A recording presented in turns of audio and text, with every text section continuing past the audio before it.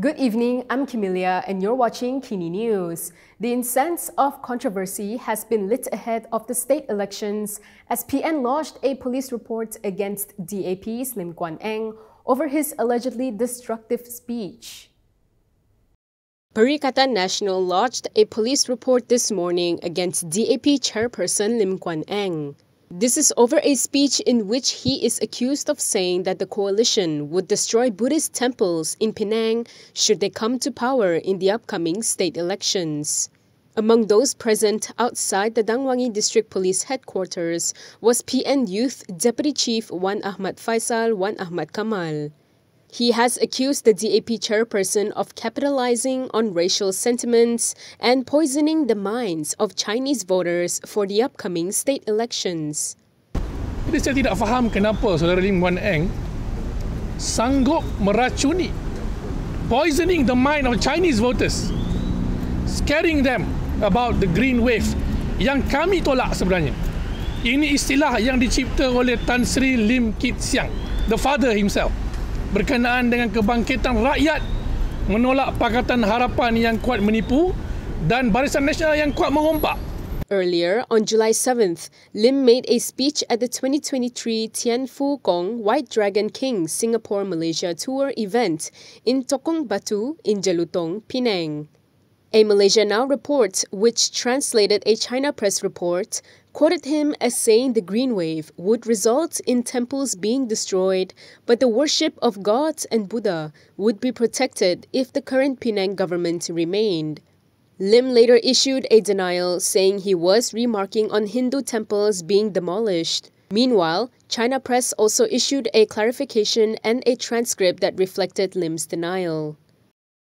Deputy Prime Minister Ahmad pulls out the metaphorical wrecking ball to dismantle allegations against Lim Guan Eng as an investigation into the latter's potentially divisive rhetoric gets underway. Deputy Prime Minister Ahmad has stepped forward to defend Lim Guan Eng amidst a proliferating report alleging that the latter claimed Perikatan Nasional would demolish temples in Penang if the coalition were to seize power.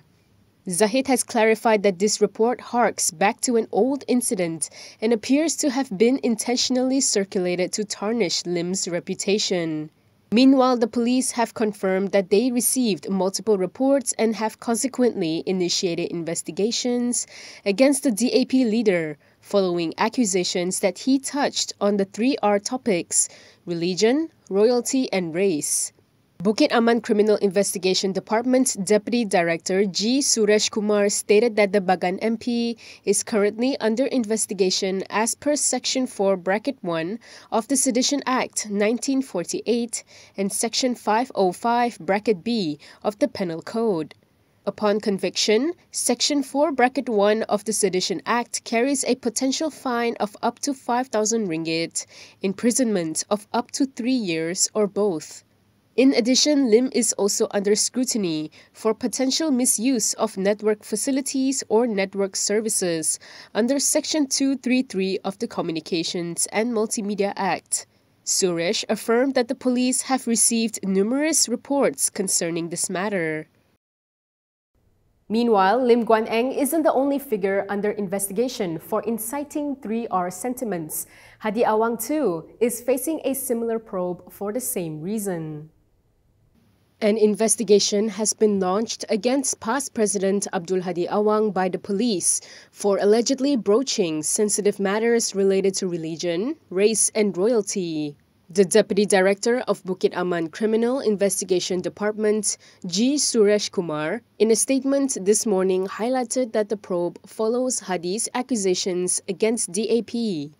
Hadi alleged the party was working to preserve the interpretation of Islam in the federal constitution as understood by the British colonists, championing Western ideals of liberalism and freedom.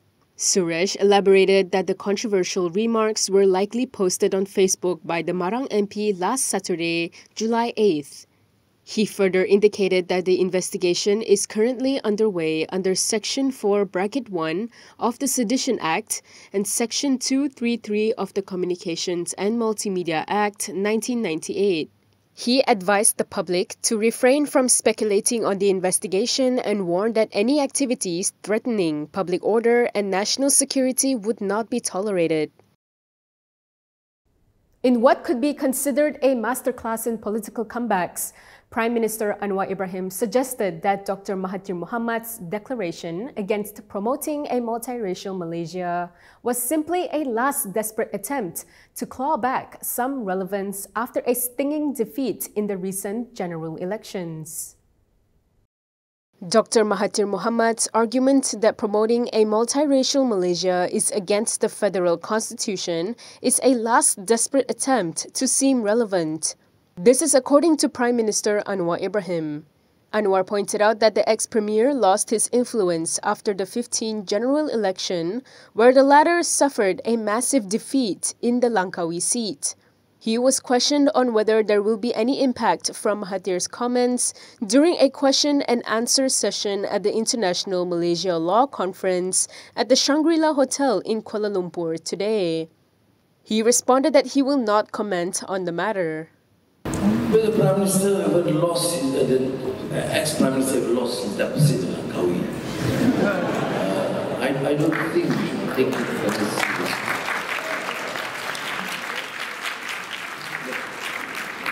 Of course, it's being used. His purpose is last desperate attempt to be seen to be relevant.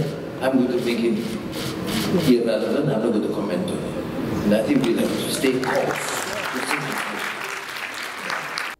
Given that religion is intrinsically woven into the federal constitution, Prime Minister Anwar Ibrahim deems the prospect of Malaysia adopting state secularism, which would completely dissociate the state from religion, as unacceptable.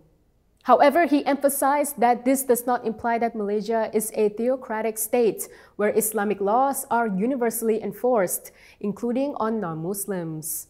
In Anwar's view, the notion of complete separation of state and religion isn't applicable, since Islam is the religion of the Federation. Nevertheless, Malaysia does not qualify as a theocratic state with a mandate to impose Islamic laws on all its citizens, irrespective of their religious beliefs.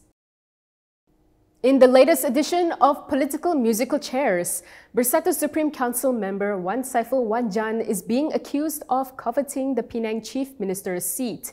This twist of political intrigue unraveled after he speculated about DAP's succession plans, prompting DAP Publicity Chief Teo Ni Ching to question if he himself aspires to the lofty position. Bersatu Supreme Council member Wan Saiful Wan Jan has been accused of harboring ambitions of being the next Penang Chief Minister. This follows his speculation that DAP was planning to give the job to a Federal Deputy Minister Stephen Sim. In a statement last night, DAP Publicity Chief Teo Ni Ching questioned Wan Saiful whether he wanted to be Chief Minister and, if not, who Perikatan Nasional will nominate. Teo said she has been told by many that Wan Saiful himself has ambitions to be the Penang Chief Minister. She said this is how confident Wan Saiful is. Teo further urged Gerakan to state if they endorsed Wan Saiful's ambitions and whether the latter had to join Gerakan to qualify. Earlier, DAP Secretary General Anthony Loke brushed off Wan Saiful's speculation by urging him to mind his own business. The Kuala Lumpur High Court has scheduled October 16 to hear a judicial review initiated by Teo Beng Hok's parents. They seek to compel the police to conclude the prolonged investigation into their son's death, which occurred nearly 14 years ago. The civil court established this new hearing date during case management earlier today. Beng Hok was discovered dead on July 16, 2009 in the 5th floor service corridor of Plaza Masalam in Shah Alam following an overnight questioning session at the Selangor MACC headquarters located on the 14th floor. And that is all from me today. For more stories, you can go to Kinitv.com. You can also follow us on Instagram, Twitter, YouTube, and Facebook for the latest news updates. If you'd like to support independent media, do consider subscribing to MalaysiaKini.com. I'm Kimilia. Thanks for watching.